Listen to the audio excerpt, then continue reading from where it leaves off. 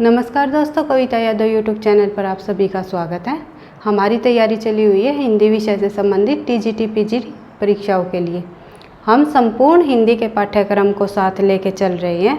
एक तरफ हम हिंदी साहित्य का इतिहास कर रहे हैं, तो व्याकरण भी कर रहे हैं, भाषा विज्ञान का भी टॉपिक हम साथ साथ कर रहे हैं, और साथ ही पिछले सालों के प्रश्न पत्र और जो भी टॉपिक हमारा कंप्लीट होता है उनके प्रश्न उत्तरों के माध्यम से हम रिवाइज भी कर रहे हैं, और उनके अंदर जो हमारे कंटेंट में रह जाते हैं उन महत्वपूर्ण तथ्यों को भी देख लेते हैं जो परीक्षा में पूछने लायक है या परीक्षा में बार बार पूछे जाते हैं।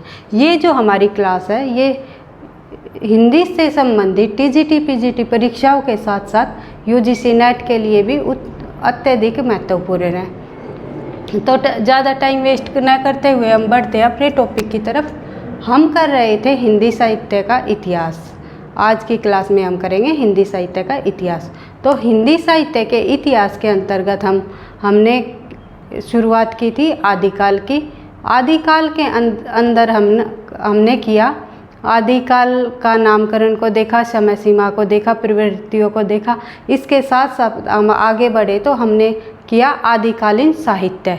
आदिकालीन साहित्यों के अंतर्गत हमने 4 मुख्य रूप से साहित्यों को देखा: रासो साहित्य, सिद्ध साहित्य, जैन साहित्य और नाथ साहित्य। इस प्रकार हमने रासो साहित्य से आदिकालीन साहित्य की शुरुआत की थी। पिछली क्लास में हमने देखा था कि रासो शब्द की उत्पत्ति कहाँ से हुई, कहाँ से मानी जाती है, क्योंकि ये परीक्षा में पूछा जाता है कि रासो शब्द की उत्पत्ति रामचंद्र शुक्ल ने किस शब्द से मानी, हजारी प्रसाद द्विवेदी ने किससे मानी, और नंदुलाल वाजपेयी ने किससे मानी। इस तरह के प्रश्न परीक्षा में कई बार पूछ लिए जाते हैं। तो उसके साथ साथ रासो शब्द की उत्पत्ति के साथ हमने देखे प्रमुख रासो ग्रंथ, किस लेखक द्वारा मुख्य रासो ग्रंथ कौन कौन से लिखे गए, ये हमने पिछली क्लास में पढ़े थे। और हमने शुरुआत की थी पृथ्वीराज रासो से। पृथ्वीराज रासो की हमने लेखक को देखा था कि पृथ्वीराज रासो का लेखक कौन है, तो लेखक है चंद बरदाई।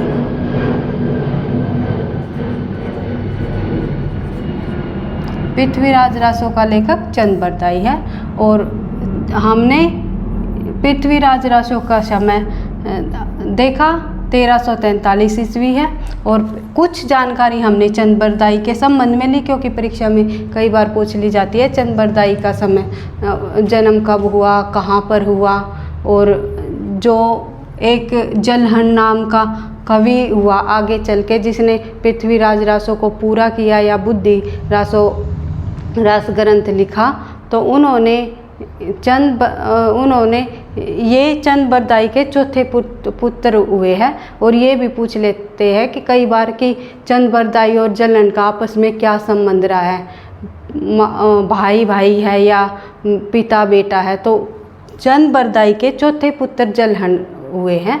इसके साथ साथ ये जानकारी लेते हुए हम थोड़ा और आगे बढ़े तो हमने देखा पृथ्वीराज रासो में कितने छंद हैं और कितने सर्ग हैं, सर्गों को समय कहा गया है पृथ्वीराज रासो में। इस प्रकार हमने पिछली क्लास में ये पढ़ा। जिस भी बच्चे ने हमारी पिछली क्लास नहीं देखी है तो पहले पार्ट 1 देखो पृथ्वीराज रासो का, उसके बाद हम पार्ट 2 पर बढ़ते हैं। आगे के मुख्य तथ्य हम देख लेते हैं, क्योंकि पृथ्वीराज रासो परीक्षा के लिए वेरी इम्पोर्टेंट है। इसी रासो साहित्य से हर परीक्षा में आपको प्रश्न देखने को मिलेगा, इसलिए इस रासो ग्रंथ से हमें एक भी पॉइंट को नहीं छोड़ना है। और आगे बढ़ते हुए हम बढ़ते हैं अपने अगले पॉइंट पर। हिंदी साहित्य का प्रथम महाकवि, ये जो चंद बरदाई है पृथ्वीराज रासो के लेखक, इसे हिंदी साहित्य का प्रथम महाकवि कहा गया है। इसके साथ ही हिंदी साहित्य का प्रथम महाकाव्य रामचंद्र शुक्ल ने माना पृथ्वीराज रासो को। पृथ्वीराज रासो को किसने माना प्रथम महाकाव्य? आचार्य रामचंद्र शुक्ल ने। आचार्य रामचंद्र शुक्ल ने पृथ्वीराज रासो को प्रथम महाकाव्य माना। वैसे ये हिंदी का प्रथम प्रबंध काव्य माना जाता है पृथ्वीराज रासो। नेक्स्ट पॉइंट, नरोत्तम दास स्वामी ने इसे मुक्तक रचना मानी गई है। एक तरह से नरोत्तम स्वामी ने क्या मानी है? मुक्तक रचना। रामचंद्र शुक्ल ने प्रथम महाकाव्य माना, तो नरोत्तम स्वामी ने इसे मुक्तक रचना मानी।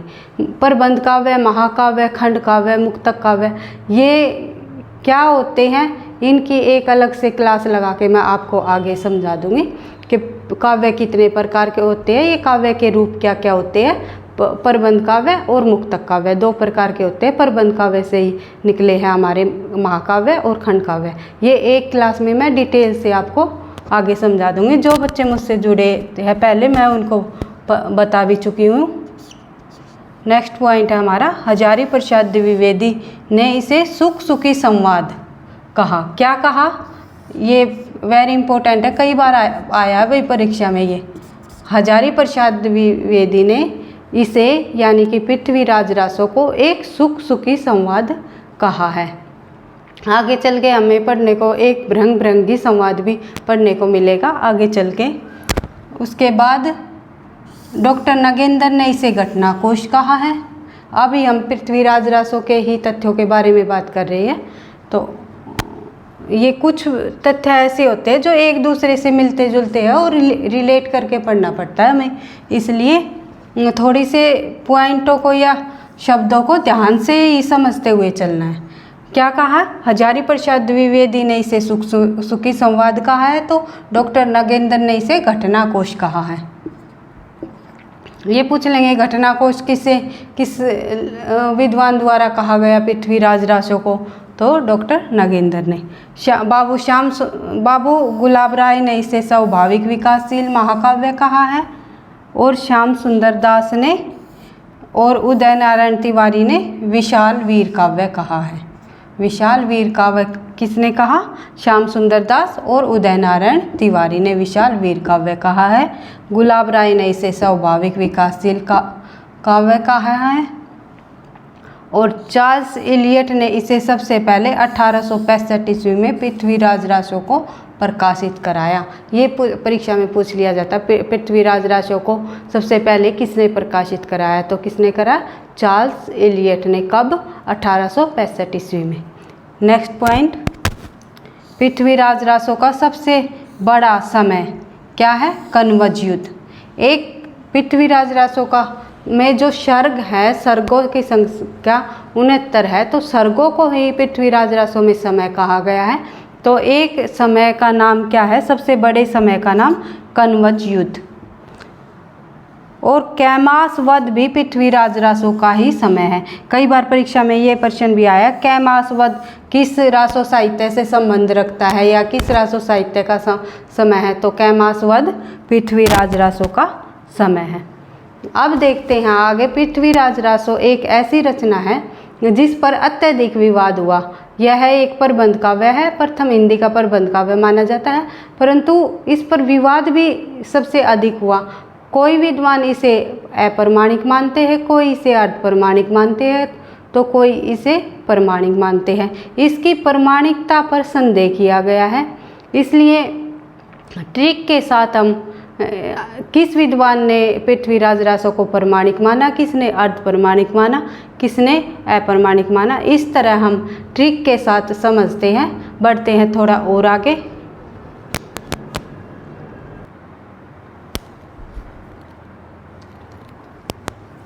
अब देख लेते हैं ट्रिक के साथ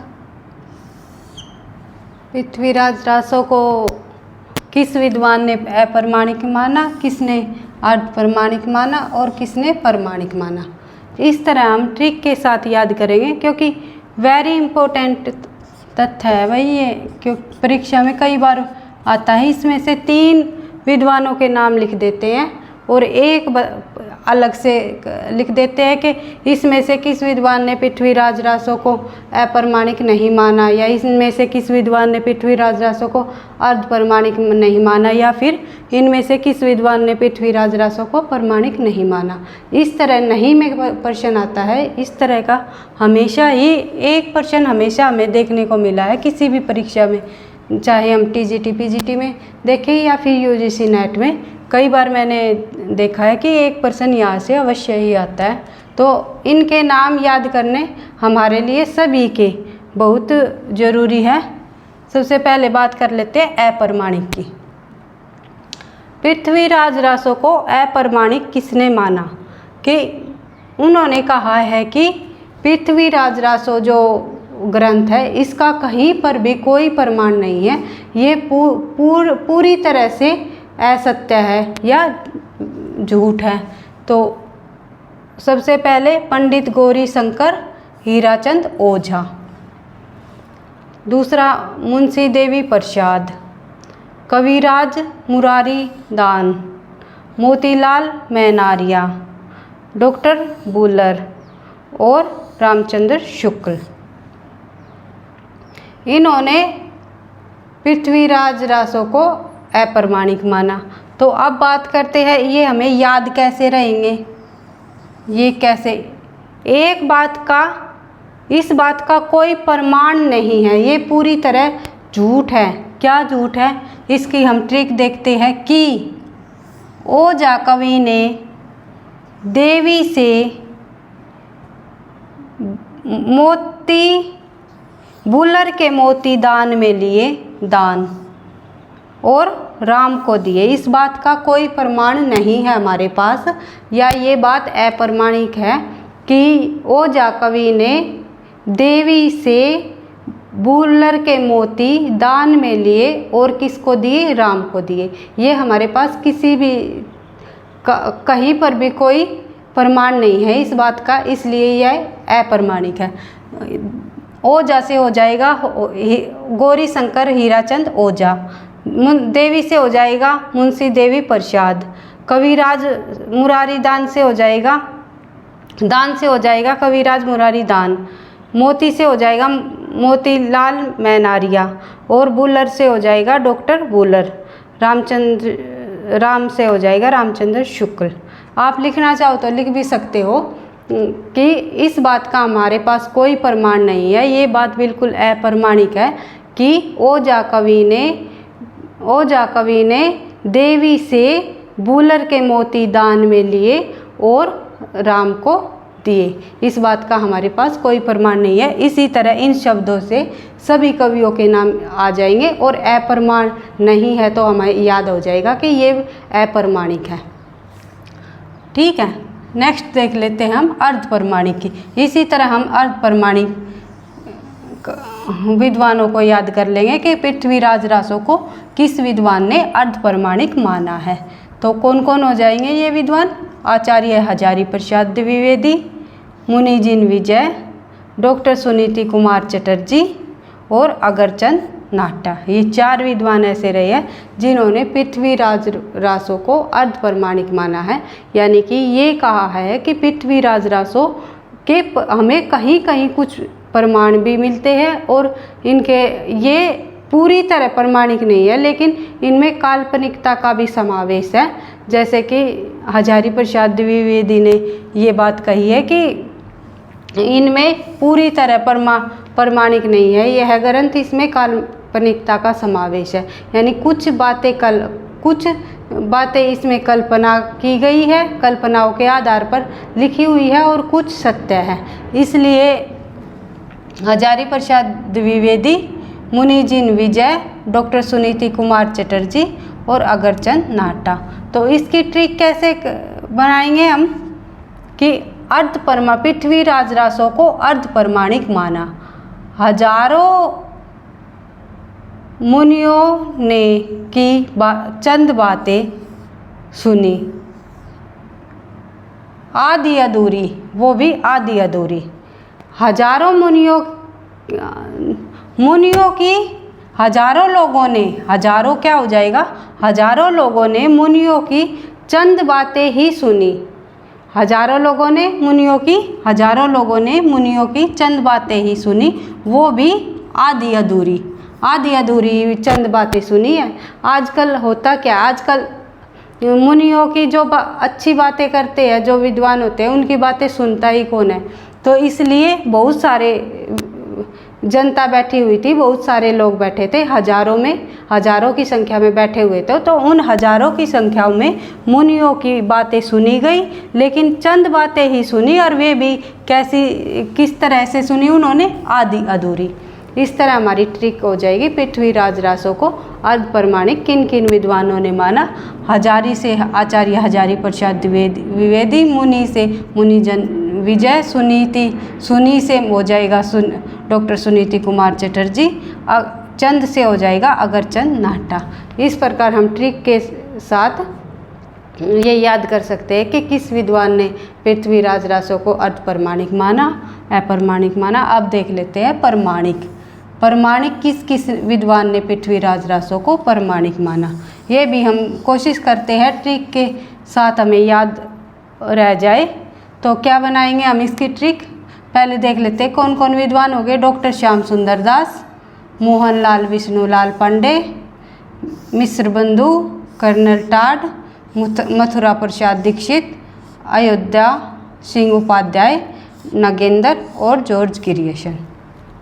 ये विद्वान रहे हैं जिन्होंने पूरी तरह से पृथ्वीराज रासो को प्रमाणिक घोषित किया कि इनमें ना कहीं भी कल्पना का समावेश है, ना ही ये अप्रमाणिक है। ये पृथ्वीराज रासो जो ग्रंथ है, जो इनका जो हमें हस्तलिपियाँ मिली है या इनके जो प्रूफ मिले हैं, ये हमें साबित करते हैं कि ये ग्रंथ हमारा पूरी तरह प्रमाणिक है।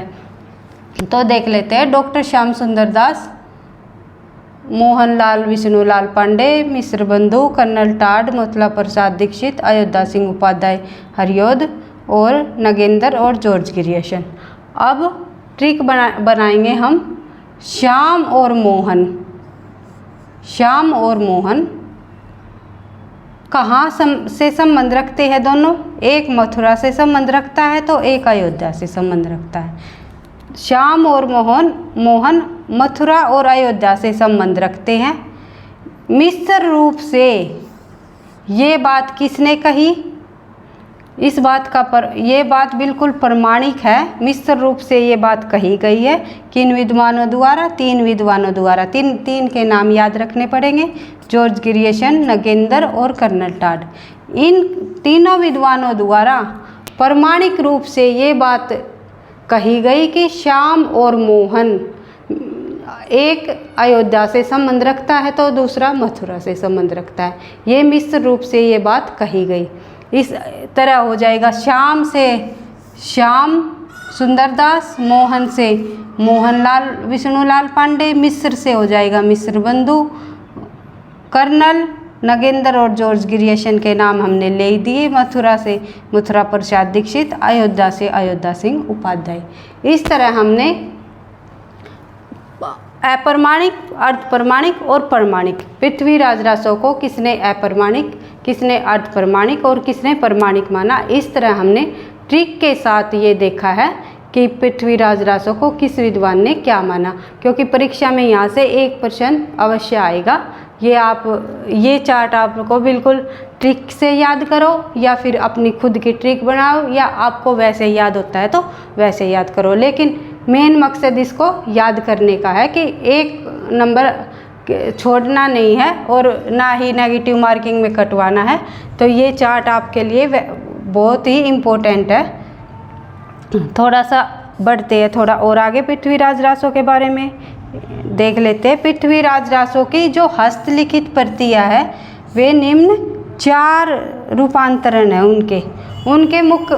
पृथ्वीराज रासो की जो हस्तलिपियाँ मिली है या वो प्रमाणिक रूप से हमें प्राप्त हुई है, तो उनको 4 रूपांतरणों में विभाजित किया है। कौन कौन से देख लेते हैं। सबसे पहले वर्ध रूपांतरण, दूसरा लघु रूपांतरण, तीसरा मध्यम रूपांतरण और चौथा लघुतम रूपांतरण। वृद्ध रूपांतरण मतलब बड़ा, लघु रूपांतरण छोटा और मध्यम मतलब बीच का और उससे लघुतम सबसे छोटा। इस तरह 4 रूपांतरणों में पृथ्वीराज रासो की हस्तलिपियों की प्रतियों को रखा गया है। और जो सबसे इम्पोर्टेंट है जो परीक्षा में पूछा जाता है वो ये है कि वृद्ध जो रूपांतरण है वो पृथ्वीराज रासो का कहाँ से प्रकाशित किया गया। तो ये किया गया नागरी प्रचारणी सभा द्वारा इसे प्रकाशित किया गया। नागरी प्रचारणी सभा द्वारा इसे प्रकाशित किया गया। इस तरह हमने पृथ्वीराज रासो से संबंधित जितने भी महत्वपूर्ण तथ्य है परीक्षा में बार बार पूछे जाते हैं उनको हमने आज की क्लास में कंप्लीट किया है। अगली क्लास में हम और अन्य रासो साहित्य के बारे में देखेंगे और अन्य रासो ग्रंथों के बारे में देखेंगे, जैसे बिसल देव रासो, परमाल रासो, इस तरह के जो मुख्य ग्रंथ है जो परीक्षाओं में पूछ लिए जाते हैं उनके भी हम इसी तरह महत्वपूर्ण तथ्यों को ट्रिक के साथ करते हुए आगे बढ़ेंगे। हमने अपने हिंदी के संपूर्ण सिलेबस को परीक्षा से पहले हम कंप्लीट करने की कोशिश करेंगे ताकि हमारा परीक्षा के समय में रिवीजन का अधिक से अधिक समय मिल सके। आपको मेरे साथ जो तैयारी है वो आप लोगों को पसंद आई है तो आप वीडियो को लाइक कीजिए और अगर कुछ भी कमी लगती है आपको या कोई किसी तरह और तरीके से आप चाहते हो कि मैम इस तरह नहीं हमें इस तरह समझना पसंद है या फिर कुछ भी आप चाहते हो वो आप कमेंट बॉक्स में लिख सकते हो। वीडियो को लाइक कीजिए, शेयर कीजिए, सब्सक्राइब कीजिए। अगर चैनल पर पहली बार हो पढ़ते रहना, आगे बढ़ते रहना। थैंक यू, धन्यवाद।